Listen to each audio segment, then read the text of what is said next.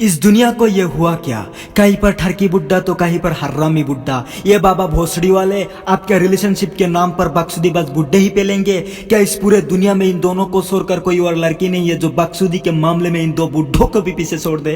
क्योंकि मारी शोरिया शोरों से कम है क्या? लेकिन आपने बाबा जी मेरा तो दिल ही तोड़ दिया।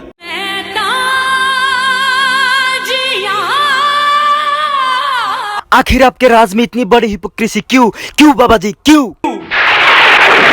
तो क्या हाल है आप सबका? तो यार आज हम बात करेंगे बॉलीवुड के एक और ऐसी एक्ट्रेस के बारे में जिसकी गांडों की चर्चा मार्केट में कुछ इस कदर बहते जैसे किसी गंदी गटर में सुअर की टट्टी, और जिनका ड्रग्स माफिया का सच मिलना जुलना चलता रहता है। और ये इतनी ज्यादा पॉपुलर है कि कल दीपिका पादुकोण गई थी। दीपिका पादुकोण कौन है? दीपिका पादुकोण कौन है? छोड़ो, इतनी भी पॉपुलर नहीं है। एंड जो खुद किसी को रेसिस्ट बुलाती है और दूसरी तरफ काले गांडों की सफेदी की दुकान बनाने वाली क्रीम भी बेचती है। It's not just ignorance, but it's also racist. Two people of similar color are not the same people. Wait a minute. Who are you? And तुम्हारा जनरल इन्फॉर्मेशन के लिए बता दूं कि इसने अपने सुनहरी शक्ल चमकाने के लिए प्लास्टिक सर्जरी भी करवा रखा है। मतलब ये उन लोगों में से है जिसके अंदर सुतियापो वाले सारे गुण शरीर के हर सेद से दौड़ रहा है। दूसरे को सुतिया बुलाने में इन्हें बड़ा मजा आता है। मजा आया। और प्लास्टिक सर्जरी की वजह से बॉलीवुड की इस हाई पेड एक्ट्रेस को लोकल और इंटरनेशनल लोग इसे दीपिका पादुकोण के नाम से जानते हैं, जिसका नाम 2018 में पूरे एशिया की टॉप 6 लड़कियों में आ चुका है प्लास्टिक सर्जरी की वजह से।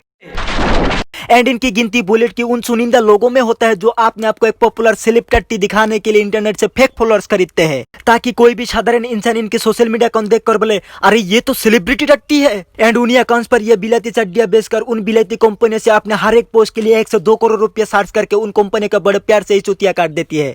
This is business. और इसकी रिलेशनशिप स्टेटस जिसे सुनने के बाद शायद हमारे मोहज भोसड़ी वाले भी बिस्तर से कूदकर अपनी जान दे देंगे। अब भगवान करे मेरी ये बात सच हो जाए। ऊपर से बिस्तर की हाइट भी सासा जी के हिसाब से बहुत ज्यादा ऊंचा है, तो मरना तो कंफर्म है। सही पकड़े हैं। तो दीपिका पादुकोण का ऑफिशियल प्यार मोहब्बत वाली जिंदगी का आरंभ होता है निहार पांडे के साथ, जो हार्दिक पांडे का भाई तो बिल्कुल नहीं है। और इसके साथ हमारी दीदी 3 सालों तक लिविंग रिलेशनशिप में थी। अब लिविंग रिलेशनशिप का मतलब समझते हो ना तुम लोग? अगर नहीं भी समझते हो तो कोई बात नहीं, क्योंकि मैं बैठा हूँ ना समझाने के लिए। तो लिविंग रिलेशनशिप का साफ मतलब ये होता है कि गाड़ी चाहे तुम जैसे मर्जी चला सकते हो, बट उसका पेपर नहीं बनवा सकते। और कसम बाबा भोसड़ी वाले की मेंटल जिंदगी से भी ज्यादा मजेदार है ये वाला जिंदगी। Nice. लेकिन हमारा दीदी 3 सालों तक सेम ड्राइवर के साथ रहने के बाद दीदी उससे बोर हो जाती है और उससे टाटा बाय बाय कर देती है। Bye bye, tata, good bye. और उसके जगह पर उपेन पटेल का वेलकम करता है। लेकिन बदकिस्मती से इन भाई साहब को दीपिका का गाड़ी चलाने का शुभ अवसर बस कुछ दिनों के लिए प्राप्त होता है, क्योंकि दीदी का सबके लिए धड़कने वाला महेंद्र सिंह धोनी पे आ गया था। भाई। लेकिन दीदी का इतना वक़्त नहीं था कि वो धोनी को ड्राइवर का डी भी बना सके। ऊपर से ये ठहरा हेलीकॉप्टर चलाने वाला आदमी और ये ठहरी खटारा ऑटो, और इस वजह से ये रिश्ता भी ज्यादातर दूर चल नहीं सका। फिर दीदी लगातार 2 घंटे लेफ्टिन में बैठने के बाद ये फैसला लेती है धोनी ना सही धोनी के दोस्त ही सही। नहीं ये मजाक हो रहा है, एक सेकंड यार, मजाक हो रहा है। और यहाँ पर हमारी दीदी अपनी औकात एक बार फिर भूल जाती है। तो ये रिश्ता भी कहाँ टिकने वाला था। सो 2 लेजेंड से धक्का खाने के बाद हमारी दीदी अपने औकात में आ जाती है और अपनी स्टीयरिंग सिद्धार्थ मालिया को दे देती है, जो रिश्ते में विजय मालिया के बेटे लगते हैं।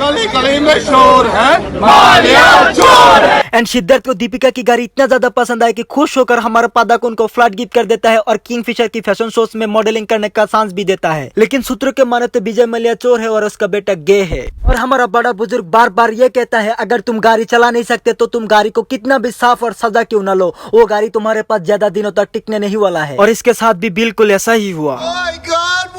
फिर इसके सपने के सड़क में और एक नया ड्राइवर एंट्री मारता है जिसका नाम था मुजम्मिल इब्राहिम, जो 1 साल तक इसका गाड़ी बड़े मजे से लेता है मेरा मतलब चलाता है। ऐसे मोहब्बत नहीं चलती। लेकिन 1 साल में हमारा दीदी इससे भी बोर हो जाता है। बट इस बार अपने लिए जो ड्राइवर चूज करता है वो कोई ऐसा वैसा साधारण ड्राइवर नहीं है। साइकिल से लेकर मारुति 800 तक हर तरह की चीजों को चलाने का परम ज्ञान प्राप्त है इन भाई साहब को। और इस लेजेंडरी ड्राइवर को बॉलीवुड का 70% लड़कियां अपने एक्स बुलाता है, और हमारे जैसे तमाशा देखने वाले लोग इसे रणबीर कपूर के नाम से जानते हैं। बट इन भाई साहब के साथ दीदी की स्टोरी में एक ट्विस्ट आता है। नॉर्मली हर बार हमारा दीदी बोर हो जाती है, लेकिन इस बार तो रणबीर कपूर से धोखा मिलने के बाद हमारा दीदी डिप्रेशन में चला जाता है। बहनचोद, यही तो होता है अपने साथ बीएफओ के साथ लॉयल रहने के बाद भी जब तुम्हें पता नहीं चलता है कि तुम्हारा अनऑफिशियल पति तुम्हें चीट कर रहा है, तब तो डिप्रेशन होगा ही। हाँ, वो बात बेशक अलग है कि नाटक कर रही थी भोसड़ी वाली, क्योंकि दीदी को यह अच्छे से पता है कि हमारे देश में किसी रेप विक्टिम को जस्टिस मिले या ना मिले, लेकिन इंटरनेट में मगरमच्छ के आंसू बहाते हुए लड़की को देखकर सिंपैथी बाल्टी भर कर दिया जाता है। धिक्कार है हम पर। तो इसी चीजों का फायदा उठाते हुए दीदी ने लाखों में फॉलोअर्स छाप लिया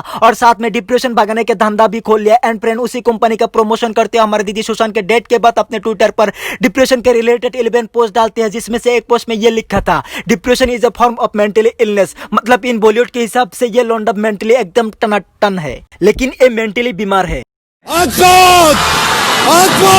एंड इन साथ डीजे बालू बाबू के साथ अपना गाना बजाने के बाद फाइनली इन्हें सपनों का राजकुमार मिल जाता है। फिल्म में मुझे शायद ही रानी नहीं मिली, लेकिन मुझे रियल लाइफ में मुझे मेरी रानी मिल गई। And I love you. अगर वीडियो को पसंद आए तो लाइक, कमेंट एंड शेयर जरूर करना और चैनल को सब्सक्राइब भी करके जाना। Thank you so much.